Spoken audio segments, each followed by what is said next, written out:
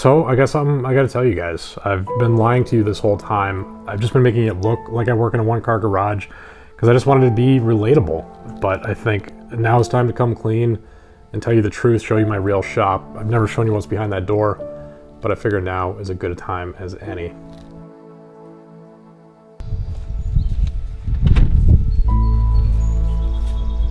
So, this here's the real workshop. Go inside, I'll show you around. It was a joke. Calm down. Did you notice between the two shots how the door swung the wrong way? Did you? Welcome to the new Jackman Works HQ. So this is the new woodshop space. I'll give you a little tour around the campus in a bit. I said campus. And then I'll answer some anticipated, frequently asked questions. So, my wife is in the Coast Guard, which means that we move every few years, which means our time is up in DC, but luckily, there's a lot of Coast Guard in Massachusetts. So for real, that old barn that you just saw that looks like it's falling down, this is it. This is my new woodshop, the upstairs. I'm gonna fit it out with a good friend of mine who is my old shop teacher from high school. So a lot of the stuff I've shown you on this channel is stuff that I learned from Mac back in the day. So now I get to keep learning from him, and so do you guys. Except now he's my shop assistant, so the student becomes the teacher. And another new face you're going to see around here is my old buddy Cam, who was a classmate at that same high school. He's going to help me with designing stuff, operate the CNC, and somehow make me less productive than I am now. We'll be moving out here next month, and I'm honestly not exactly sure what I'm going to do with all this space. It's a bit overwhelming, but I'm going to show you around so you can see what we're working with.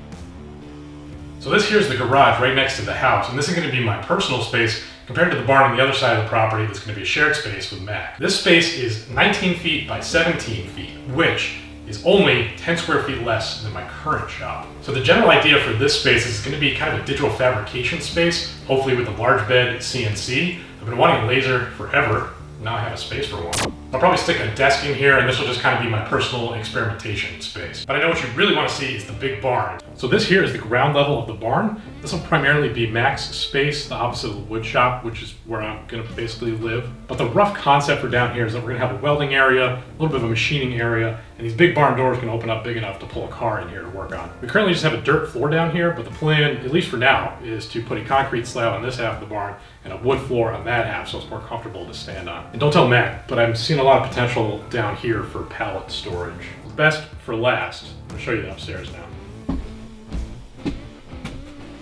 Welcome back to Ask This Old House. So this is the upstairs part of the barn, which is going to be the woodshop space. It is 47 by 28, which just so happens to be exactly twice the length and exactly twice the width of the current DC shop. But the first order of business is probably filling this place with pallets, and then putting an AC/heat unit in here. The walls, or the roof really, is already insulated. The barn is not as old as it looks. It's only like 20-30 years old. So that means we don't have to tear it down and then use the wood to build coffee tables for rich people. Come with me, guys. It's the other side of the shop. Those doors go out to the back deck, which I'll show you in a little bit. Obviously, this place is a lot bigger than the current shop and a lot bigger than all of my previous shops. So right now the plan is definitely to add some more tools, but mostly just bigger versions of the tools that I have now. So definitely a bigger planer that doesn't scream when I send pallet slats through it. Hopefully a bigger CNC, so I can make some Jackman-sized CNC projects. Maybe I can actually own a jointer now. But that's pretty much it. Really, what this space is going to add is just capability to work on more than one project at once and actually have some storage space too, which I currently don't have. So hopefully with the ability to work on more than one project at once, I'll be able to make more projects, more videos, and I can fit more than just me in this shop, so I can actually have some help here to decimate the Massachusetts pallet population. It's a problem. And as far as improvements for the shop, luckily it doesn't need much, but I'll definitely document everything on video. I'll probably add plywood to the walls, a nice wood floor on top of the plywood. The electric panel is nice and beefy already, so that doesn't need much. That thing's ready to go. That's a pretty big improvement considering the complete lack of 220 power in my current shop. So we're upstairs in the barn. This is the back deck. See some boats out there. It's all right. The plan is to have this be the loading area to bring all the pallets up into the shop. We have a beam up here, a big metal beam, that we're hoping to build some sort of a crane system to get hundreds of pallets up here. Well, I guess that's it. Oh, and I'm going to build a boat out of pallets.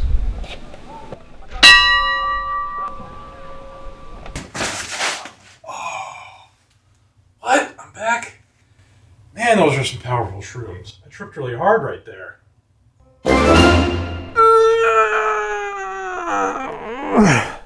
Yes, I'm actually back in my DC shop. Oh, it's a bit sticky.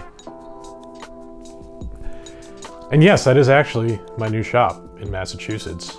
And yes, those were some pretty dumb jokes. And I'll actually be in that new space very soon, because after I shoot this and a shop tour of this space, I'm packing up. So I answered all the common questions from Instagram in that quick little shop tour there. If you're not following me on Instagram, you should. But I'll be documenting the whole moving process, setting up the new shop, fitting out the space, and I'll have videos for all of that right here. So there's gonna be a lot of fun new projects in connection with this new shop, including some sort of crane system in the back. I think for the move, we'll just do something temporary, but I like to come up with some clever permanent solution for bringing up sheets of plywood, pallets, or larger machines. And I think I wanna build some short barn doors to go along the bottom of the walls, because it's a gambrel roof, so that'll give me some vertical wall space. And I'm finally gonna get to do some home renovation projects again, which used to be my bread and butter back in the day. And just in general, I get to do a bunch more big epic builds, which honestly I did in here, but it was a bit painful. And lastly, I actually got to have a sit down with Mac and have a conversation with him about the history of the barn, what our plans are for the space, and just in general how our thoughts about making just jive really well. At the end of this video, I included a 10-minute edited down version of that conversation. Full hour or so is available on my Patreon if you'd like to see more of that. But Mac has been an amazing mentor of me since I was a teenager, and I'm really excited to introduce him to you guys. Now make sure you're following along on Instagram if you want to get live updates, but I gotta pack.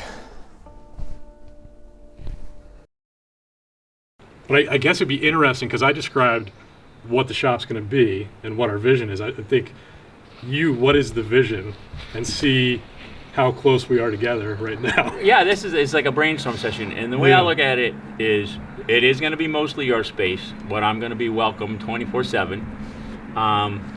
How you set up the shop, how you set up the flow, I believe that we'll probably discuss it, brainstorm that, air each other's opinions, and then move forward. And I definitely am coming out of pocket. Sponsorship would be great, but I definitely want at least a 20-inch planer. Yep. I've been spoiled by being at the school, so there are certain things that I'm just not going to live without. It would be nice to have at least an 8-inch joiner. Yep. Mm-hmm. What's funny that I was telling people yesterday is that, like, I don't think I'm going to get many more tools. Like, I'm just going to have more space to work on more projects at the same time to be more efficient. Like, I think I'm going to get a bigger planer, which you mentioned before. Absolutely. Which is funny. And a larger bed CNC, which you don't care about. Which I don't care about. And I think that's it, really. So the biggest two questions I've gotten so far is, will it hold all the tools upstairs with all that weight? I got no worries. It's rough sawn 2x10s or 12s. Yeah. For the ceiling, and it's not very old. So probably the biggest second question is how we're going to get the big tools upstairs into that second level, and we don't know entirely yet. Well, but I think the back deck is the way to go. I'm never afeared of a task like that. Hopefully it's a one-way trip, and whatever it is we do, one-way trip for a long time. And you know, there's a bobcat on premise that reaches most of the way up. There's chain falls. There's, like, to me, how am I going to get that up there hasn't even been a question in my own brain. I will get it up there however whatever we decide. Once the truck shows up, we'll figure out how it's getting up there. There's a way. And then, even something significantly heavy, as long as it can be lifted by two people, the stairs are ruggedly built, and they're 4 feet wide. Mm-hmm. So it's not like squeezing up some skinny alley. Like, everything I got up there, I carried up. Like, I got no worries whether. I'm not too concerned about it. Set up my little boom. Yeah, so the big ridge beam, the steel beam, what do you call that? Traveler. Yeah. So it's a boat thing. Yeah. And it's outside, and of course the deck was never, when it was just the door and the Traveler, you could just lift it right up and into the barn. Yeah. We could do a similar thing on the back door, which hasn't been done yet. We could run a girder out there. Yeah, stick one out the other side. And so that's always an option. Mm-hmm. But to me, maybe like a gin pole. And instead of having the chain fall, maybe do a winch so you can crane all the way down and crane all the way up. Yeah. And ultimately, we'll engineer something that just is there, in case you ever built something big, heavy. Yeah, get it back down. To get it down. Right, like a boat. Wanted to ask about the history of the barn, in that building there. Is it kind of a neat story? Kev's was a friend of yours. Was a friend of mine and owns the property, and we met through boat building. It was back in my early days when I was working in the marina as a wooden boat carpenter, and he just had an affinity for wooden boats. He loved them, and he's a merchant seaman, sailed all around the world, captain's licenses, big tonnage, whatever, and really eccentric. And so his mother, who lived to be 95, was just friend to all in the neighborhood, and Kevin was halfway around the world. He was over on the west coast of Africa shipping, and his mother called him and said, Kevin, the so-and-sos are selling their house. I don't remember who owned the house. And it was the rental house all the way to the water. Right. $127,000. Oh. It's a half an acre of land. She calls Kevin and she says, hey, the so-and-sos are selling their house. I think we should buy it. Whatever you say, mother. That was his only response. Whatever you say, mother. And so she had power of attorney, so she went to the bank and they got a mortgage and they bought the place. Kev came home, I want to build a barn. Didn't want any hassle from any building department, so what does he do? He goes onto the state agricultural website and picks this 26 by 48 barn, already approved by the National Agriculture, or you know, it's already been engineered. Submits it, and they say, yeah, okay. The only thing they insisted on the rolling barn doors because you're in a hurricane floodplain. Right. And it was not a residence. You know, and actually that commercial, it used to be a boat shop there. And so it was always his, once he acquired the property, it was like, I'm having the boat shop back. Yeah. You know, anyway, we got the green light for the barn. He wanted it all built out of native pine. And so the whole frame, everything was native pine, which is inexpensive. We got together a gang just like here. I was the spearhead, and certain architectural pieces are me, you know, and then some of the stuff in it was mine. But pretty much Kevin just went about his crazy boat designs and filled it up with junk to the point where you couldn't even walk through it. So that was the piece. He didn't have any follow through, so really nothing ever went out the door. And that was only like 30 years ago. Yeah, that way. People think it's a lot older than it is. But yeah, I mean, I just think that you and I are kindred spirits in what we want out of it. You know, it's your full-time gig, it's my part-time gig, although I am going to retire. I'm optimistic that we can share this space with limited strife. You know, I really do, you know. And it's plenty of space too. It's not like we're going to be butting heads physically running into each other. Like my shop now, I can fit in there. And that's it. And that's it. And then I know several places where these people would cry if you would come take their 100 pallets, you know. Right. Truly. Pallets are a reasonable resource. And I'm not going to lie. Pallet repurposing is not what I'm going to do. Yep. I'll repurpose a lot of other wood. You'll watch me do it. And I'll watch you do it and be glad of it, you know, because I've taken pallets apart and I know what and I watch you, and yours is similar to me. You know, you do some serious saw cutting, and then, yep. you know, you don't, that like the average homeowner might try to pry every one of those boards off. I'm curious to see how it plays out, because it's going to be a big transition for me, but also for the viewers that have been watching me in this little one-car garage, and they can like identify with me and what I'm doing. And now I got this like shop that's bigger than most people can ever have. So it's going to be interesting to see the reaction to that, and how people take it. But if people complain, they're like, oh, I wish I had a giant workshop, I'd be like, yeah, look at 3 years of projects. That's what you can do. Like, I'm not going to do anything. Yeah, and you still aren't going to do anything that's over their head. We're kindred spirits on what we both want. I'm a repurposer.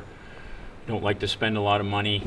I like to prove craftsmanship by virtue of building beautiful things with less, rather than having all the high-end tools, and the tool does a lot of the work, you know. So I'm old school, like handcrafting, still like hand tools. Love repurposing. It's funny because that's kind of what I'm doing now with the tiny shop and limited tools.